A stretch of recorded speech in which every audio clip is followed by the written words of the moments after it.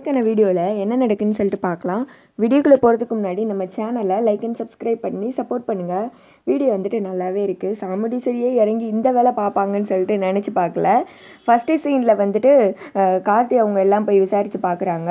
பார்த்தா மாமாவை இப்போ வரைக்கும் வெளியில் கொண்டு வர மாதிரி தெரியல. என்னதான் பண்ணுறது அப்படின்னு சொல்லிட்டு யோசிச்சுட்டே நின்றுட்டு இருக்காங்க. அப்போ சாமுடி சரி கேட்குறாங்க, என்ன மாப்பிள்ள உங்கள் மாமாவை கூப்பிட்டு வரேன்னு சொல்லிட்டு போனீங்க, ஆனால் நீங்கள் மட்டும் வந்திருக்கீங்க, எங்கே வரு அப்படின்னு சொல்ல, இல்லை தேடி பார்த்தோம் கிடைக்கல, ஒருவேளை வெளியில் எங்கேயும் போயிருக்கார் போல் அப்படின்னு சொல்ல, இந்த நேரத்தில் இப்படி ஆயிடுச்சு அப்படின்னு சொல்லிட்டு இவங்கெல்லாம் வந்துட்டு குழப்பத்தில் இருக்காங்க. உடனே இதான் சான்ஸ் அப்படின்னு சொல்லிட்டு ஊர்க்காரங்களை எல்லாரையும் தூண்டி விடணும்னு வர்தா வேற சும்மா இருக்காம, பார்த்தீங்களாயா 25 வருஷம் கோவிலை பூட்டி வச்சுட்டு அவங்க குடும்ப பகைக்காக நம்மளை கஷ்டப்படுத்தினாங்க.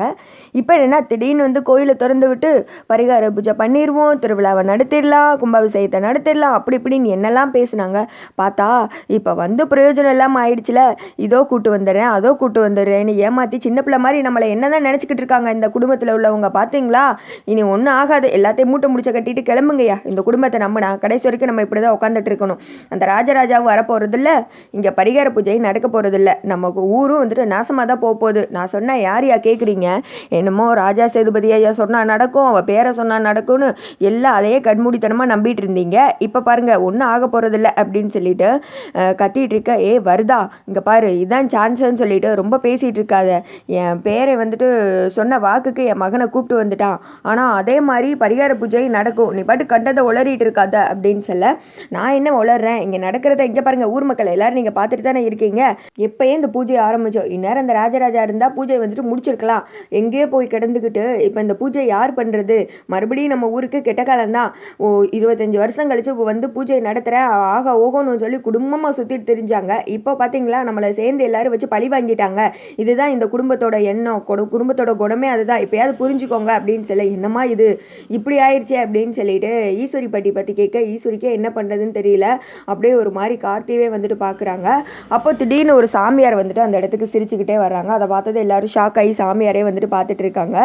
ராஜராஜா தான் வரணும்னு கிடையாது, அவர் ரத்த சொந்தத்திலேருந்து யார் வேணால் வந்து அந்த பூஜை பண்ணலாம். ராஜா சேதுபதி ஐயாவுக்கு ராஜராஜா யார் மகன், அப்போது அவங்க சொந்த வழி பேரன் கூட இந்த பூஜையை பண்ணலாம் அப்படின்னு சொல்ல, அதை கேட்டதோ எல்லாரும் ரொம்ப சந்தோஷப்படுறாங்க. அப்போ என் பேரன் வந்துட்டு இந்த பூஜையை பண்ணலாம்ல அப்படின்னு சொல்லிட்டு பாட்டி கேட்க, தாராளமாக பண்ணலாம் அப்படின்னு சொல்லிட்டு அந்த சாமியார் அங்கேருந்து போயிடுறாங்க. அப்புறம் என்னப்பா சாமியாரே சொல்லிட்டாரு, இனி ஈஸ்வரிய பாட்டியோட பேரனே இந்த பூஜையை பண்ணட்டும், இப்போ என்ன அதில் ஒரு தப்பு கிடையாது அப்படின்னு சொல்ல, வரதான் சொல்கிறாங்க. அது எப்படியா முடியும், அவங்க மகன் பண்ணுறேன்னு சொல்லி இப்போ எப்படி அவங்க பேரன் பண்ணுறாங்க அப்படின்னு சொல்ல, அதான் சாமியே சொல்லிட்டார்ல, நீ கொஞ்சம் சும்மா இருப்பா அப்படின்னு சொன்னதும் திடீர்னு வந்துட்டு சாமுண்டீஸ்வரி சொல்கிறாங்க அது நடக்காது அப்படின்னு சொல்ல, எல்லாரும் ஐயோ மறுபடியும் ஒரு குழப்பமா அப்படின்னு சொல்லி சாமுண்டீஸ்வரியே பார்க்குறாங்க. ஒன்று என் புருஷன் இந்த இடத்துல உட்காந்து பூஜை பண்ணணும், இல்லைனா என்னோட மருமகன் தான் இந்த இடத்துல உட்காந்து பூஜை பண்ணணும், அதை விட்டுட்டு அவங்க பேரெல்லாம் பூஜை பண்ணுறதுக்கு நான் சம்மதிக்க மாட்டேன் அப்படின்னு சொல்லி சாமுண்டீஸ்வரி சொல்ல, உடனே வந்துட்டு பாட்டிக்கு ரொம்ப சந்தோஷமாயிடுது. அப்போது பாட்டி சொல்கிறாங்க, சரி விடுப்பா, இப்போ என்ன என் பேரை பூஜை பண்ணா என்ன, ஓ மருமகன் பூஜை பண்ணா என்ன, ரேவதி யார் என்னோட பேத்தி, அப்போ அவளை கெட்டிக்கிட்டவ யார், அவனும் எனக்கு பேரை மாதிரி தானே, அப்போ அவனே பூஜை பண்ணட்டும், எனக்கு அதில் எந்த ஒரு ஆட்சேபனையும் கிடையாது அப்படின்னு சொல்லிட ஊர் மக்களும் சரி அப்படின்னு சொல்லிடுறாங்க. உடனே வந்துட்டு சாமுண்டீஸ்வரி விறுவிறுன்னு கார்த்தி பக்கத்தில் வராங்க. கார்த்தி கையை பிடிக்கிறாங்க.